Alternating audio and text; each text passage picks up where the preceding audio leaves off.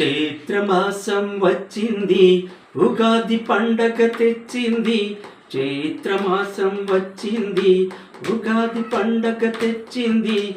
సంతోషాలకు ఆరంభం, కొత్త పుంతలు తొక్కింది.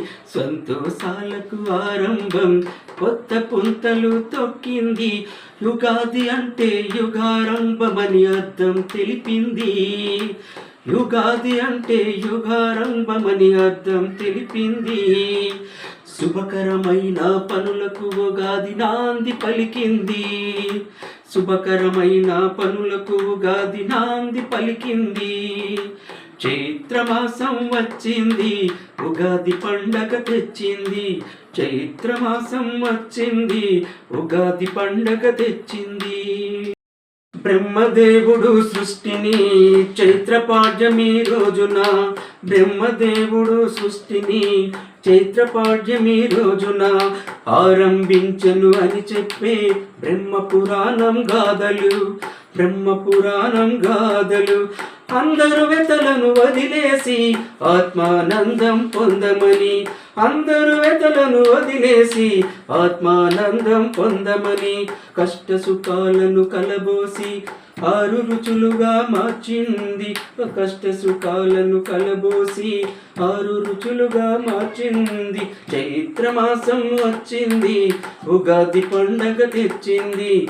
సంతోషాలకు ఆరంభం, కొత్త పుంతలు తొక్కింది. ంతా ఒక్కటిగా కలిసుండాలని భావన, జీవిత పరమార్థం తెలిపే హైందవ సంస్కృతి మనదిగా. అంతరాలను అందరూ వదిలి అన్నదమ్ములుగా ఉండమని, సమాజమంతా భావితరాలకు సౌందర్యంగా ఉంచమని. చైత్రమాసం వచ్చింది, ఉగాది పండగ తెచ్చింది. సంతోషాలకు ఆరంభం, కొత్త పుంతలు తొక్కింది.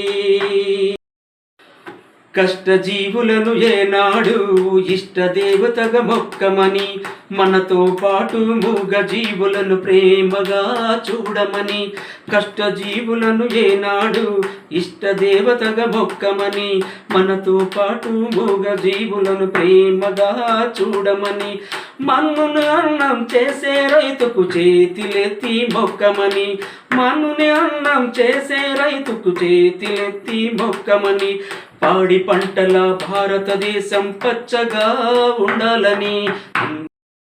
చైత్రమాసం వచ్చింది, ఉగాది పండగ తెచ్చింది.